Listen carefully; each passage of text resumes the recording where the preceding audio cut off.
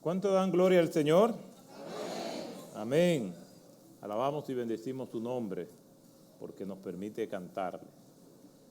En esta mañana pretendemos ya concluir con la autoridad de Jesús para hacer todo lo que nosotros hemos venido viendo que Él hace. La autoridad de Jesús para enseñar, la autoridad de Jesús para elogiar, la autoridad de Jesús para sanar, para perdonar y para discernir. Ya hemos visto las tres primeras, la autoridad del Señor para enseñar, para elogiar y para sanar. Hoy vamos a estar viendo, y con esto terminamos esta parte, la autoridad del Señor para discernir los pensamientos, lo que está en el interior de cada uno de nosotros, y la autoridad del Señor para sanar el cuerpo. Damos muchas gracias a Él que nos permite ir a su palabra y tener orientación, inspiración y advertencia para nosotros poder agradarle. Así que les invito rápidamente que vayamos al Evangelio de Lucas, capítulo 5, versículos 21 al 26. Lucas, capítulo 5, versículos 21 al 26. Y dice la palabra del Señor de la siguiente manera: Entonces los escribas y fariseos comenzaron a discurrir diciendo: ¿Quién es este que habla blasfemias? ¿Quién puede perdonar pecados sino solo Dios?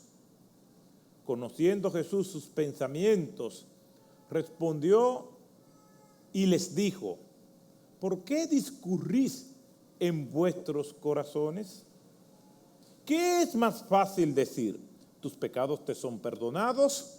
¿O decir: levántate y anda? Pues para que sepáis que el Hijo del Hombre tiene autoridad en la tierra para perdonar pecados, dijo al paralítico: a ti te digo, levántate, toma tu camilla y vete a tu casa. Y al instante se levantó delante de ellos, tomó la camilla en que había estado acostado y se fue a su casa glorificando a Dios. Y el asombro se apoderó de todos y glorificaban a Dios y se llenaron de temor, diciendo: hoy hemos visto cosas extraordinarias.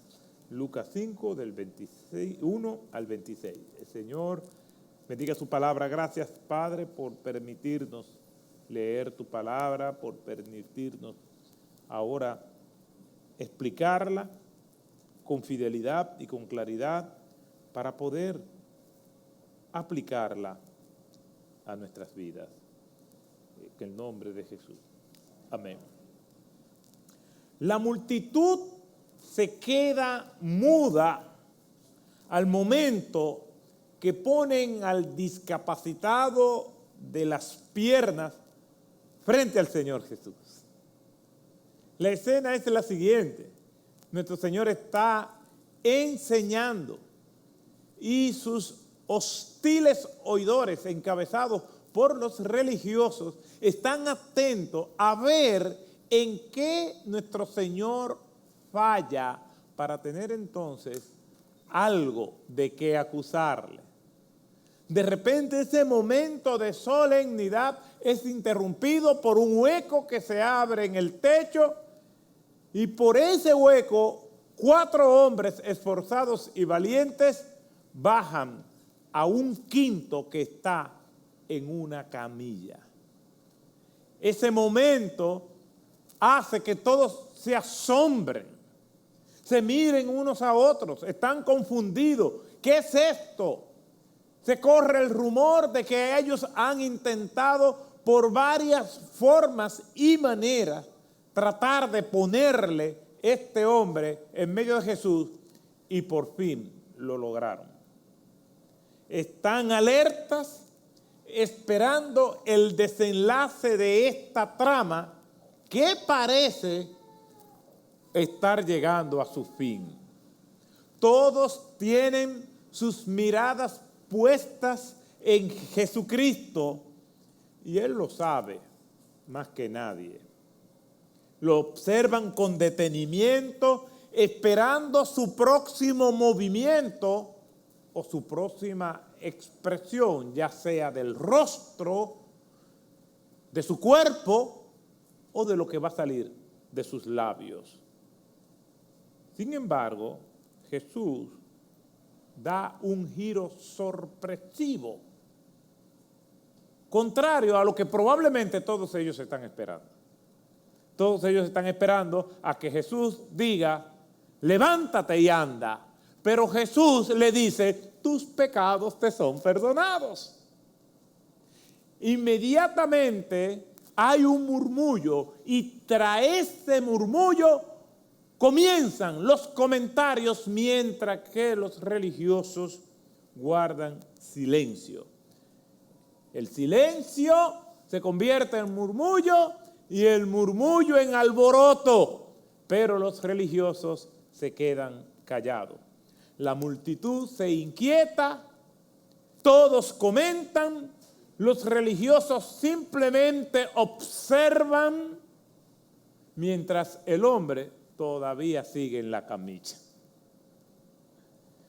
Para sorpresa de él mismo, y probablemente nosotros, si estuviéramos en esa condición, lo que quisiéramos es que nos resuelvan lo que nosotros, los seres humanos, creemos que es nuestro principal problema, los problemas materiales, las enfermedades, los problemas económicos, los problemas de familia, de relaciones, y después, ya sin problemas, entonces nosotros buscamos del Señor. Eso es lo que yo he escuchado muchas veces y seguro ustedes también. Yo simplemente le estoy pidiendo a Dios que me resuelva esto y tú verás cómo yo le voy a servir. Por eso es que muchos predicadores les ofrecen a las personas diciendo, ven a Cristo y todos tus problemas se van a resolver. Precisamente en un trueque, en un intercambio de beneficios. Yo te beneficio a ti, Señor, recibiéndote, aceptándome en mi vida. Yo acepto a tu término, pero tú tienes que sanarme, tú tienes que prosperarme, tú tienes que bendecirme. Y eso no funciona así. El Señor es soberano, sana a quien quiera, salva a quien quiera, prospera a quien Él quiera. Y allí está este hombre. Lo ponen en una camilla, lo llevan hasta donde está Jesús y Jesús hace inesperadamente lo que nadie está esperando. Pero eran hombres de fe y humildes, no protestan. Las élites de la sociedad judía controlaban la religión. La habían vuelto un entramado complicado y corrupto. Se batían entre los beneficios que la ocupación romana podía darles y los sueños de soberanía por otro lado. Todo dependía de las circunstancias y las respuestas que ellos podían dar. No todos eran iguales. De hecho, podemos identificar personas con ciertos niveles de integridad en el Nuevo Testamento, principalmente en los Evangelios y en el libro de los Hechos, de esa camándula judía como Nicodemo, José de Arimatea y probablemente hasta Gamaliel y entre otros más que desconocemos. Pero la mayoría eran personas que se movían según sus intereses. Todos tenían en aquel momento en su mente algo que acusaba directamente a Jesús y revelaba lo que había en el corazón de ellos. Los judíos que pertenecían a esa rama radical del oficialismo religioso siempre estaban atentos a ver quién blasfemaba Y blasfemia era todo aquello que ofendía lo que el Señor había establecido en las Escrituras. Todos ellos eran fieles, celosos y compartían, aunque tuvieran sus diferencias, lo que ellos entendían que era el pecado de blasfemia. Todos ellos tenían esa pasión por el cumplimiento de la ley y el riesgo de que su religión fuera leudada o adulterada por creencias particulares del populacho insignificante, como ellos veían el mensaje de nuestro Señor Jesucristo. De un bando a otro eran celosos. Y aunque hubiera diferencias particulares de criterios o ideológicas o religiosas, aquellos que estaban allí, en aquel lugar, escuchando a Jesús y ahora oyendo que Él le perdona los pecados a este hombre, entonces, a pesar de esa diferencia, todos en ese momento tenían un criterio unánime, estaban unidos. ¿Y cuál era? Que estaban en contra de Jesús. En contra de nuestro Señor Jesucristo. Por eso nosotros vemos que esto provocó una reacción en ellos. Lucas capítulo 5, versículo 21. Entonces los escribas y los fariseos comenzaron a discurrir, diciendo: ¿quién es este que habla blasfemia? ¿Quién puede perdonar pecados sino solo Dios? El pecado de blasfemia era penalizado por la ley de los hebreos. Consistía en decir algo que ofendiera el nombre, la majestad de Dios. Y mucho más aún si se hacía algo que hiciera lo mismo. Cuando el Señor perdonaba pecados, los fariseos pensaban que Él cometía blasfemia, porque se estaba atribuyendo algo que solo es competencia de Dios. Y la evidencia de esa reacción lo vemos en Mateo capítulo 9, del 1 al 3, Marcos capítulo 2, versículo 17, aquí en este pasaje en particular. Incluso llegaron a decirle que lo criticaban precisamente por eso. Mire lo que dice Juan capítulo 10, versículo 33. Porque tú, siendo hombre, te haces Dios. Se lo decían en su cara. Tú eres un impostor. Te hace pasar por Dios. Y nos dice la Biblia en Mateo 26, 65, que entre las acusaciones que le hicieron al Señor fue por blasfemia. Se basaron en ese supuesto pecado. Pero por otro lado, lo que nosotros estamos viendo que Jesús ha hecho son partes de sus competencias. Él es Dios. Felipe le dijo: muéstranos al Padre y no basta. ¿Y qué le dijo el Señor? Tanto tiempo que estoy con vosotros y todavía no me conocéis. En el principio era el Verbo y el Verbo era con Dios y el Verbo era Dios. Y aquel Verbo se hizo carne y habitó entre nosotros y vimos su gloria. Jesucristo es Dios hecho carne. Es una doctrina fundamental de la iglesia cristiana. Cristo es Dios. Y Dios caminó, como dice un autor, en sandalias por las calles polvorientas de Jerusalén. Estaba frente a ellos. Nunca en la historia había estado tan cerca de la gente como en este momento. La autoridad del Señor se evidencia en su capacidad para darse cuenta de lo que ellos estaban pensando. Aunque probablemente aquel acto de perdonar los pecados a aquel individuo provoca la reacción de todos los que están allí. Ellos reaccionan, pero internamente. Comienzan a cavilar en sus mentes y en sus corazones. comienzan a impugnar, a criticar, a rechazar y a acusar a Cristo, pero no abren sus labios. Sus opiniones acerca de lo que está pasando, de lo que Jesús ha dicho, no son públicas. Ni siquiera la han expresado entre ellos. Todo lo que el Señor sabe, lo pululan ellos en sus mentes. Vamos a ver cómo algunas versiones traducen este versículo 22. La Reina Valera del 60 dice: entonces, conociendo los pensamientos de ellos, respondiendo les dijo: ¿qué caviláis en vuestros corazones? La Nueva Traducción Viviente dice: Jesús supo lo que pensaban, así que les preguntó: ¿por qué cuestionan eso en su corazón?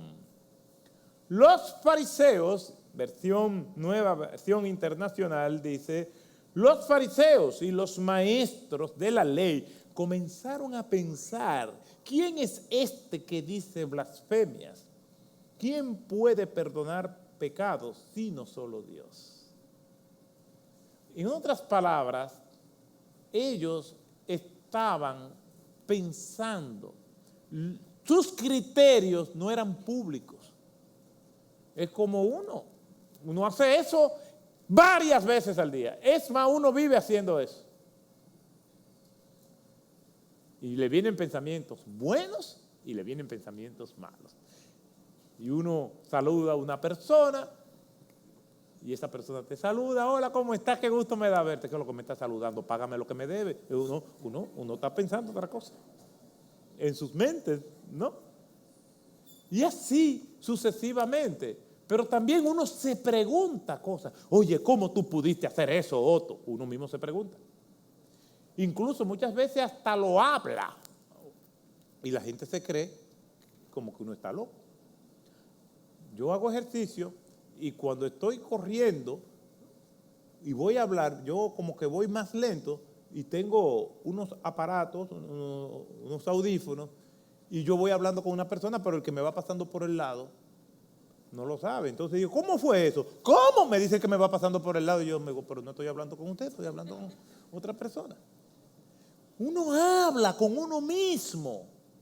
Y uno ve muchas personas que están hablando. De hecho, en la vacuna esa, AstraZeneca, en Inglaterra, comenzaron a sonar las alertas cuando vieron que a uno de los vacunados que le dieron seguimiento estaba discutiendo con un árbol. ¿Qué es lo que tú estás hablando? Y dice: recójanla. Porque no es normal que una persona esté hablando solo, pero todos hablamos solo, ya sea para nuestro interior o lo expresamos. Y eso no es indicador de anormalidad, aunque la mayoría de las personas creen que sí. Ellos comenzaron a discurrir, a cavilar, a pensar. Este verbo aparece solamente en el Nuevo Testamento, en los evangelios sinópticos, aunque generalmente sugiere en su definición etimológica razonamiento verbal o discusión, como lo vemos en Mateo 16:8 y en Marcos 11:31, también representa un razonamiento interno. Es decir, discurrir, cavilar, no solamente es debatir con otra persona, sino debatir con uno mismo o pensar. Los escribas en este pasaje estaban razonando, que es otra manera de traducir este término. Y es el término griego dialogizomai. Y dialogizomai, de donde viene la palabra diálogo, puede ser con otra persona o puede ser de manera interna. Y ellos estaban dialogando en su cardia, en su corazón, porque la palabra corazón en griego es cardia. Por eso dice un ataque cardíaco, un ataque del corazón. Aquí el texto dice que ellos están dialogando, dialogesimai, en su cardia, en su corazón.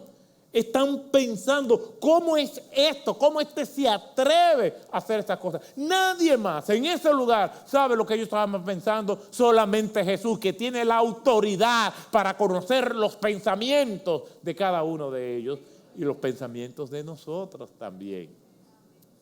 Vaya sorpresa la de ellos. El Señor se da cuenta lo que están pensando y lo confronta públicamente. ¿Usted se imagina eso? Que usted esté pensando algo y alguien venga y le diga, esto que tú estás pensando. Y eso hizo Jesús, porque Él tiene esa prerrogativa. Como dice el Salmo 100, hablando de Dios como creador, Él nos hizo y no nosotros a nosotros mismos. Él tiene esa capacidad, esa agudeza de saber, como dice el Salmo 139, aún no está la palabra en mis labios y ya tú lo sabes. El Señor tiene esa prerrogativa. No conocían a Cristo realmente. Nunca procuraron una conversación justa y sincera con Él. Solamente escuchaban con el propósito de atacarlo. No escuchaban con el propósito de comprender, sino de responder. Y eso es muy común. Las personas escuchan y usted no ha terminado lo que está diciendo cuando ya le están respondiendo. Y lo que molesta es eso, porque la persona, cuando están siendo confrontadas con algo, ya sea en el seno familiar, en el seno relacional o como sea, no se dedican a procesar lo que están escuchando. Todos somos así. Y tenemos que estar conscientes de que no debemos ser así. Tenemos que escuchar para comprender. Y eso puede tomar tiempo para procesar esos datos y entonces dar una respuesta sabia. Pero normalmente vemos que nos están atacando y respondemos es defendiéndonos o justificando, pero no nos hemos puesto a decodificar qué es lo que realmente quieren decir. Ellos están reaccionando a lo que Jesús hizo. No se han puesto y no vemos ningún pasaje donde ellos tienen la sincera y justa de preocupación para poder entender a Jesús. No vemos ningún pasaje consultando las Escrituras para ver el perfil del Mesías, simplemente reaccionando de manera hostil a nuestro Señor Jesucristo. Escuchaban y observaban simplemente para atacar. No les interesaba la justicia, sino salir triunfante de cualquier encuentro con Jesús. Y contrario a ellos, el Señor cada vez ganaba más seguidores y eso les preocupaba.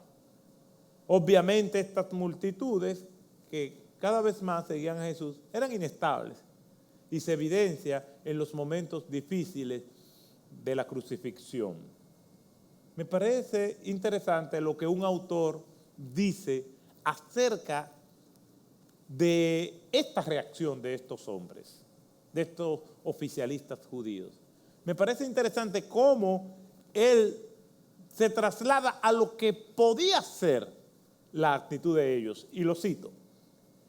Es fácil para él decir, tus pecados te son perdonados, porque nadie puede rebatir eso, ya que nadie puede mirar el corazón de su prójimo o entrar ante el trono del Altísimo y descubrir sus decisiones judiciales en cuanto a quién es perdonado y quién no lo es. Es mucho más fácil hacer eso.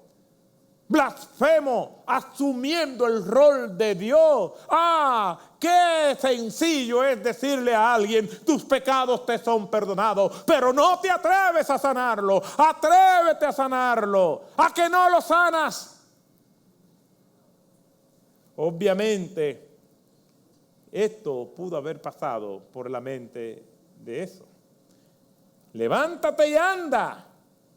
Sería mucho más difícil, no resultando su curación, como es probable y todos aquí seríamos testigos de su vergüenza. Cierro la cita. Eso es muy interesante, porque ellos están seguros de que Él no es Dios. Y que por lo tanto, dice, tus pecados te son perdonados, no advirtiendo lo que Cristo va a hacer después. Es más fácil decir, tus pecados te son perdonados, porque eso no es tangible. Eso no se puede medir, eso no se puede evidenciar. Podemos poner dos personas, una del lado del otro. ¿Y quién dice quién es salvo y quién no es salvo? A menos que sea por el testimonio que nosotros conozcamos. Y ni aún así. Porque eso solamente lo sabe Dios. Nosotros somos estimulados por el testimonio de las personas y por sus frutos los conoceréis. Pero al final, ¿quién sabe es Dios? Muchos me dirán en aquel día, en tu nombre profetizamos, en tu nombre hicimos muchas señales y prodigios, en tu nombre echamos fuera demonios. Y yo os diré, nunca os conocí. No es que eran y ahora no son, es que nunca fueron. Como nos dice ese pasaje de advertencia en Mateo capítulo 7, versículos del 21 al 23. Nunca os conocí, recuerden eso. No es que eran cristianos y dejaron de ser cristianos. No es que eran cristianos y se descuidaron y se perdieron. No, es que nunca lo fueron. Porque cuando Dios salva, salva de una vez y para siempre. Es posible que estos oficialistas judíos pensaran así, creyendo que no sanar a aquel hombre supondría una derrota para Cristo y para sus fieles seguidores. Cuestionan todo eso, pero Cristo sabe todo lo que está pasando por sus mentes y corazones.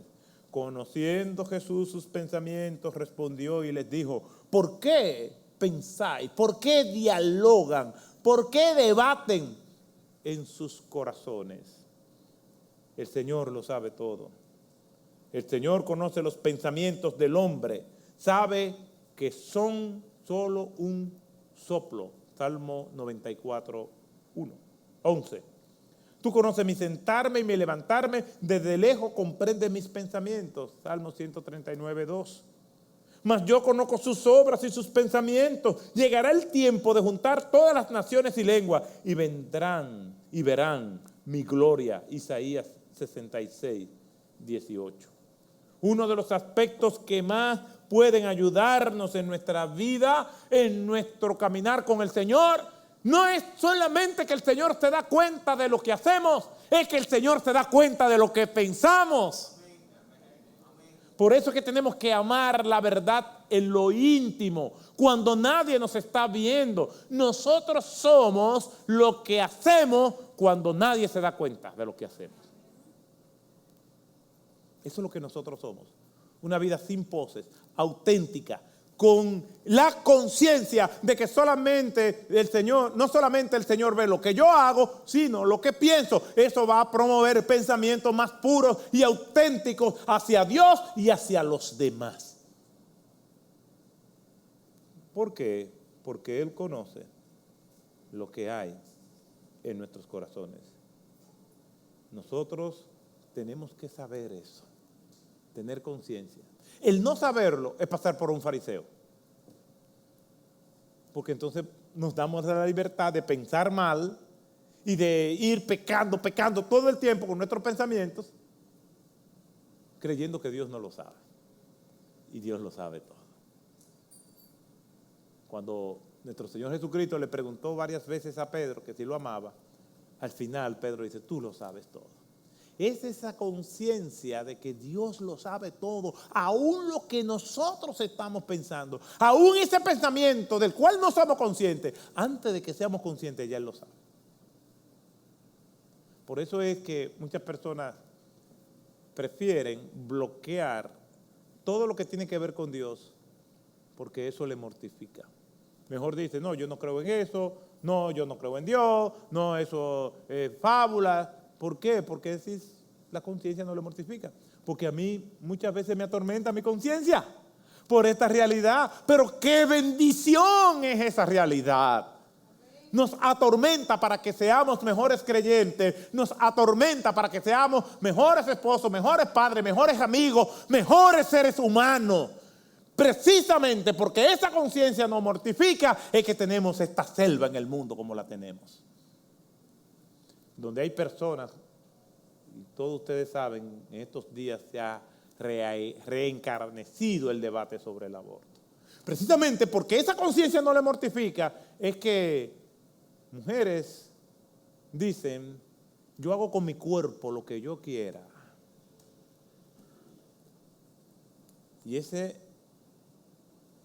ellos no le dicen vida, ellos le dicen eso que está en mi vientre. Yo hago con eso lo que yo quiera porque es mi derecho. ¿A dónde se ha ido la conciencia y la sensibilidad? No importa que uno le demuestre que eso es vida, no importa cuando ya se sienten acorralados, te van a la descalificación personal. Y ustedes los cristianos, y comienzan a sacar malos testimonios de gente cristiana auténtica o de supuestos cristianos para descalificarnos, para salirse del debate que no aguanta ningún debate. La razón es suficiente para hacer entender que ahí hay una vida que comenzó en el momento de la fecundación. Pero es precisamente esa falta de conciencia de quién es Dios que es degenerativa. Primero queremos comenzar o quieren comenzar con 3 causales. Después, como en Nueva Zelanda y el estado de New York y otros más, que justamente antes de dar a luz, no lo quiero abortar. No importa que sea un muchachón de 5 o 6 libras. Es esa falta de conciencia que comienza con aquellas personas que comienzan a bloquear la realidad de Dios. Jesús sabe esos pensamientos. El tener esa conciencia nos libera. Nos libera hasta que nosotros cometemos un pecado y vamos y le pedimos perdón a Dios. No lo disimulamos. 2 hermanitos fueron a donde su abuela a pasar las vacaciones. La abuela vivía en el campo y allí estaban ellos en la vida al aire libre, porque vivían en la ciudad. Y el muchachito tenía una resortera, un tirapiedras. Y entonces vivía tirándole las cosas a los blancos y le tiraba una fruta, le tiraba aquello. Y en una vio unos patos en el patio y apuntó a uno y le dio en la cabeza a uno de los patos y mató el pato. Se asustó, cogió el pato sin vida, cavó un hoyo y lo guardó ahí, lo tapó. Cuando se da cuenta, su hermanita lo estaba mirando. Y la hermanita no le dijo nada. La abuela, que no era de esas abuelas apoyadoras, cuando ellos comían tenían que fregar. Y le dicen, vengan a fregar. Y la hermanita dice, no. Él dijo que él iba a fregar por mí.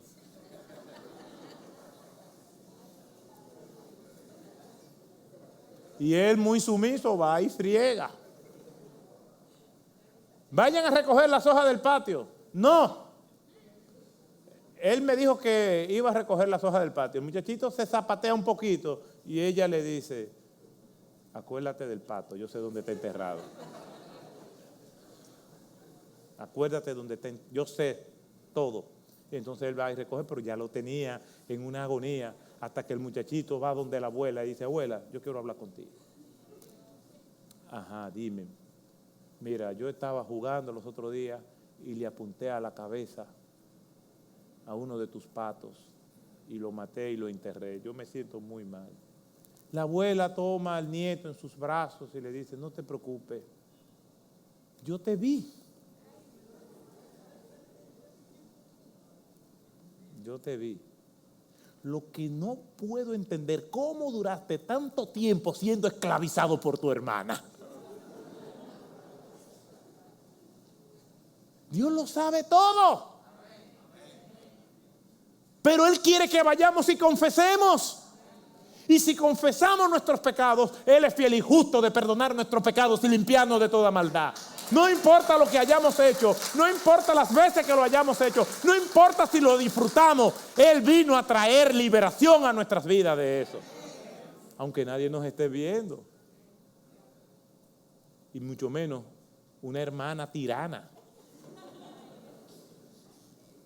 Jesús tiene la autoridad para discernir lo que hay en nuestros pensamientos. Y por último lugar, Jesús tiene la autoridad para sanar. Dijo C.S. Lewis en El problema del dolor lo siguiente: la historia de la humanidad es en gran parte una secuencia de crímenes, guerras, enfermedades y dolor. En medio de tanto desastre aparecen ocasionalmente reflejos de felicidad que solo sirven para despertar en el hombre el angustioso temor de perderla cuando se goza de ella y el hiriente sufrimiento de recordarla una vez desaparecida. Cierro la cita. Realmente eso es verdad. De todos estos males que nos aquejan, estar privado de la salud es uno de ellos.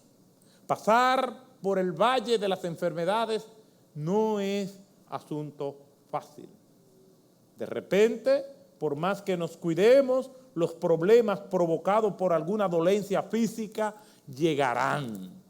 No importa la raza, la edad, la condición social o intelectual. Ni siquiera si la persona se considera que es buena persona o no. Ni siquiera si la persona se considera que está en buena salud o no. Ante la muerte inesperada de un hermano que queríamos mucho, le pregunto precisamente a mi hermano Santana: dígame, ¿cómo está usted? Le pregunto días después, y su respuesta es una respuesta muy sabia. Él me dijo: Dios es el que sabe.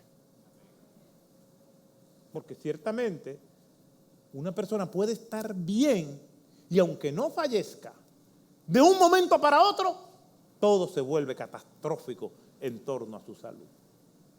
Dios es el que sabe.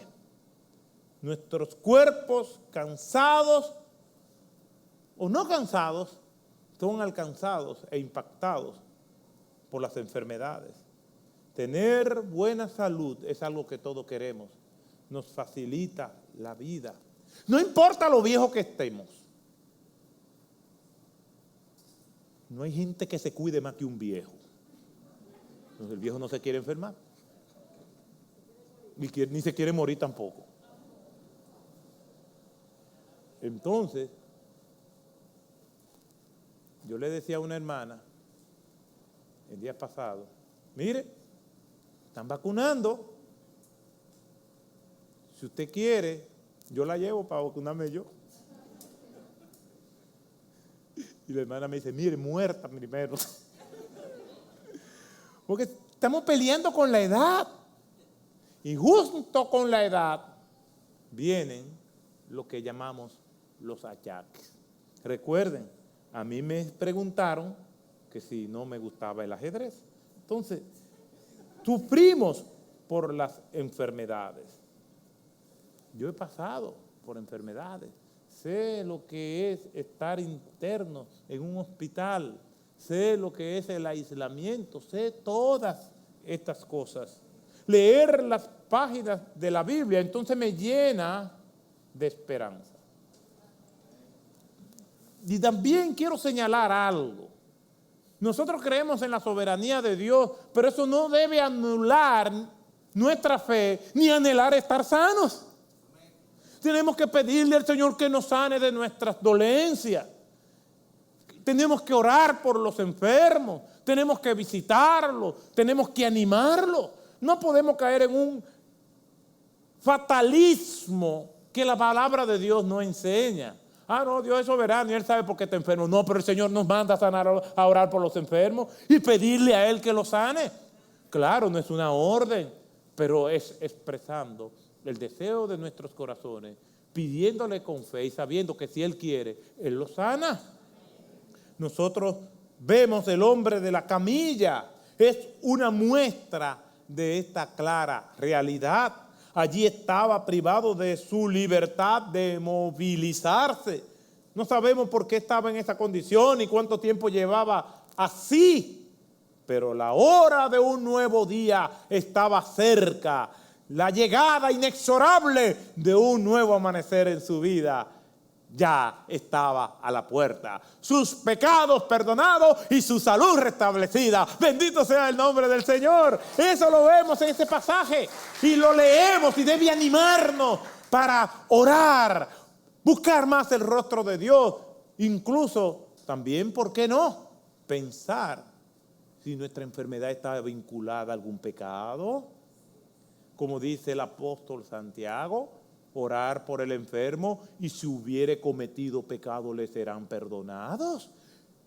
El apóstol Pablo en 1 Corintios capítulo 11 dice que por algunos estar tomando la cena del Señor indignamente, están enfermos en cama y otros duermen. El Señor se los llevó. Entonces tenemos que orar con fe. Jesús reafirma que Él tiene autoridad para discernir, Él tiene autoridad también para sanar el cuerpo. Y ese mismo Señor que levantó a este hombre de la camilla está a la disposición para levantar los paralíticos, los muertos y los enfermos que hayan. Al Señor no le intimida cáncer, no le intimida COVID, no le intimida nada, porque cuando Él quiere, levanta a quien Él quiere. Ese es el Señor en el que nosotros creemos y ese es el Señor al que nosotros oramos. Levántate, es el clamor que tiene autoridad sobre vivos y muertos. Levántate es la orden del que salva y sana y del que sana y salva. No importa el orden. Levántate es la voz del que presta atención del cuerpo y el alma. Levántate, lo dijo ayer, lo dice hoy. Levántate para que nadie se quede postrado cuando Él le dice, ven. Ese es el Señor que nosotros tenemos. Yo le decía, y a ustedes se les había olvidado, pero a mí no, que elegí a Lucas, ¿se acuerdan? Porque este relato lo vemos en Mateo y lo vemos en Marcos. Pero yo elegí a Lucas por algo en particular. Y es que el hombre que nunca habló, Lucas es el único que dice que habla. No habla en ningún momento del texto, pero este hombre habló. Dice el versículo 25, y al instante se levantó delante de ellos, tomó la camilla en que había estado acostado y se fue a su casa glorificando el nombre del Señor. El hombre que nunca habla, habló. Parece que el Señor no solamente lo sanó de las piernas, sino que parece que era mudo. El hombre que nunca habló, ahora habla. Nicodemo habló. Juan 7 del 50 al 51. La samaritana dejó el cántaro y habló. Juan 4, 28, 29 y 39. Zaqueo dio testimonio y habló. Lucas 19, 8. El ciego de nacimiento habló. Juan 9, 38 al 40. Todos ellos hablaron para dar gracias al Señor, para adorar, para dar testimonio de la obra de Cristo en su vida. No se callaron. Y si usted fue levantado por el Señor, tampoco se puede callar. Tiene que hablar en todo momento de la obra maravillosa del Señor en su vida. Todo el que tiene a Cristo tiene una historia que contar. El hombre que nunca habla, ahora da testimonio. El hombre que nunca habla, ahora adora. Ahora glorifica a Dios. Ahora canta, ahora salta, ahora expresa con gozo las maravillas del Señor. Y eso es contagioso porque dice el texto, y todos los que estaban allí temieron y glorificaban el nombre del Señor. Todo el que es alcanzado por la misericordia de Cristo tiene motivos de sobra para adorarle. El hombre de la camilla ahora camina y el hombre que nunca habló, ahora habla. Así son las cosas. Así obra el Señor. Oremos. Gracias te damos, Señor, por tu palabra. Que ella haya llegado a las profundidades de nuestras almas. Y aquel que no te conoce o aquella que no te conoce, venga a ti. Levanta, Señor, al caído. Levanta, al Señor, al perdido. Levanta, Señor, a los enfermos del alma y del cuerpo. Y gracias, Señor, porque todos nos beneficiamos de tu misericordia. Si hay alguien aquí, o en las áreas de circuitos cerrados, o en sus casas, o en el lugar donde estén, te pido, Señor, que tú también le levantes. Si aquí hay alguien que todavía no conoce al Cristo que sana y salva, que venga a ti, Señor. Tráelo. La única manera de beneficiarnos de eso es decirle al Señor que nos perdone por nuestros pecados, que nosotros nos arrepentimos de haber vivido de espalda a Él y que queremos que nuestras vidas sean dirigidas por Él para vivir para Él. El que le pide esto al Señor, el Señor lo salva. Que así sea, Señor, en el nombre de Jesús. Amén.